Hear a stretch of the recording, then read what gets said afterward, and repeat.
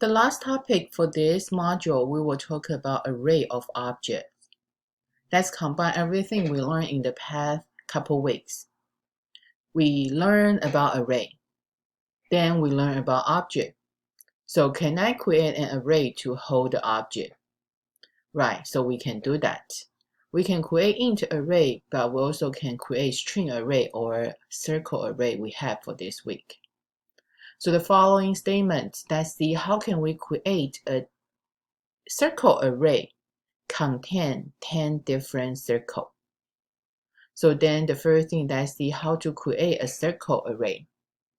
So to create the array, remember you need to have your data type associate your square bracket symbol.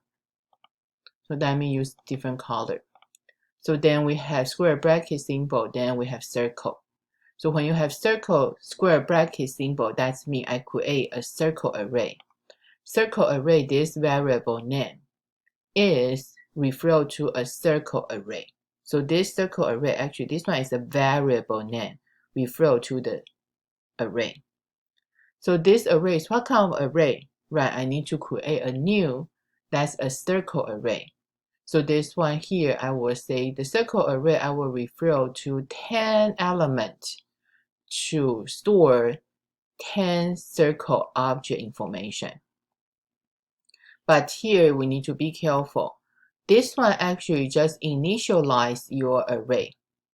So after we do this one, we need to make sure we need to assign each element one by one. So after we declare the circle array with size 10, then in order to initialize, we need to have a for loop. Right, so for I equal to 0, I less than the circle array length. Remember, I always ask you to write the length keyword. So then here you see when you have your array, right, object array, you're just using your object array name associate with your index. So each one, they should refer to one circle. So then here you see each one, that's create a new circle. So this one, you see here, we call default constructor.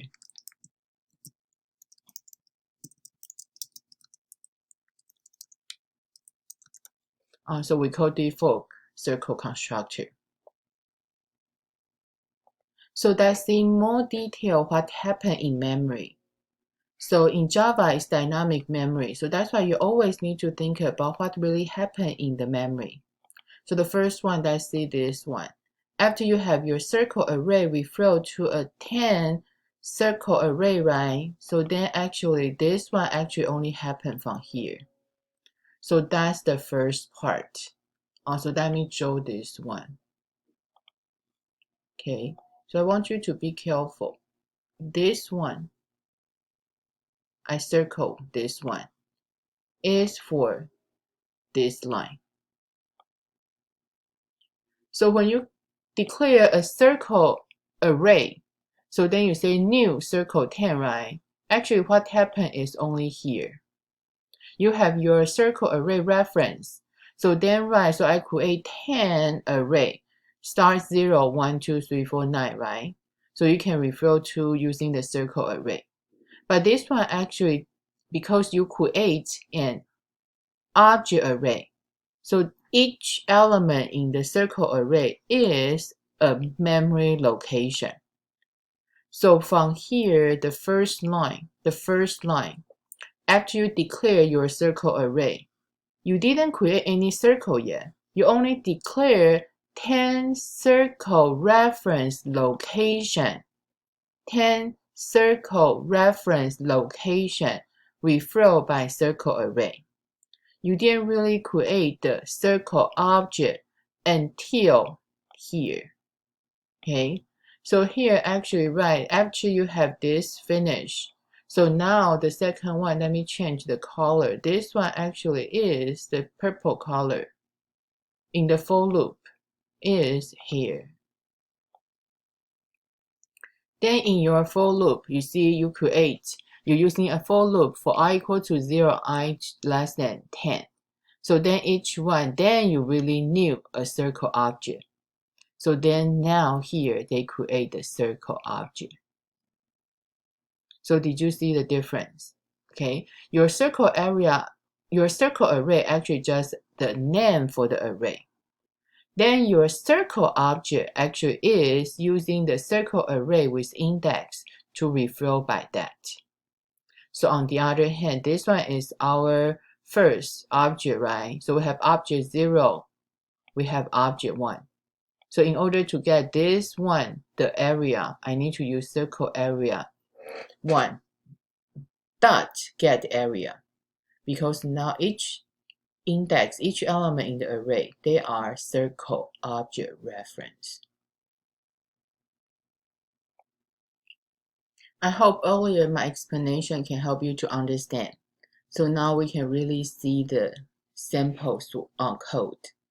So the next example, we will create one circle array. That just have 5 elements. We have 5 circle objects. Then we will create each circle object with random radius less than 100. So then we will call a create circle array method. You see, this example is we will return an object array from the method.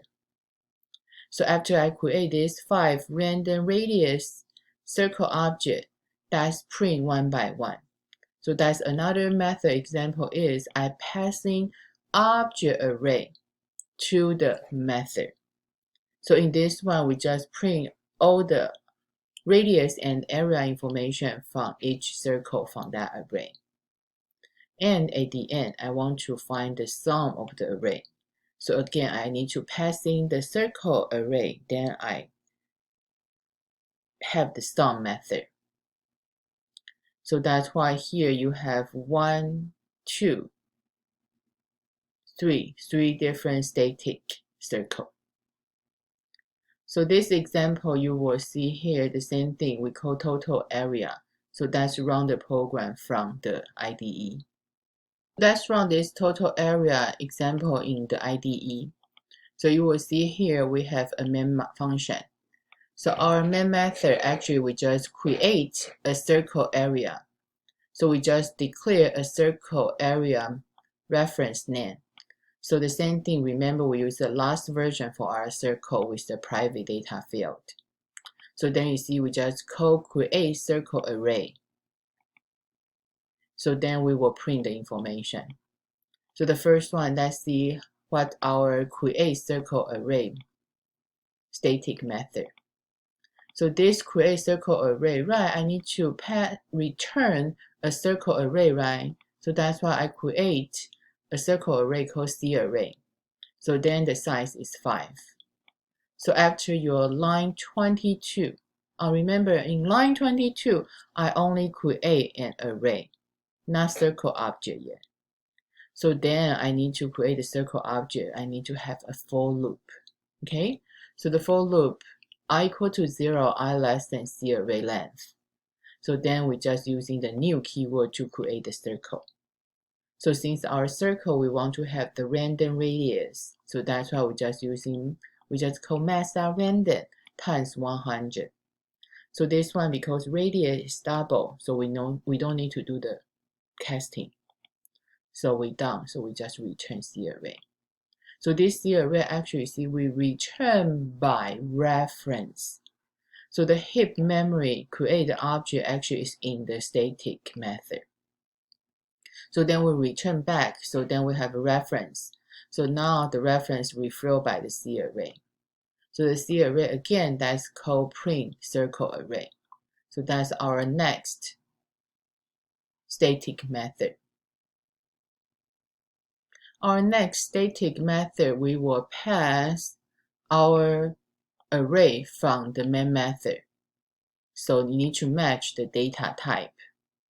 Then you have your variable name is C array. So in this method, we just go over the array they pass into. So then we just print their radius and area one by one. So the first 2 lines is the header. So then we have a for loop. So we want to print to format nicely. So that's why we use the printf. So the radius we're using 30 size. So then the area we give them 15 space.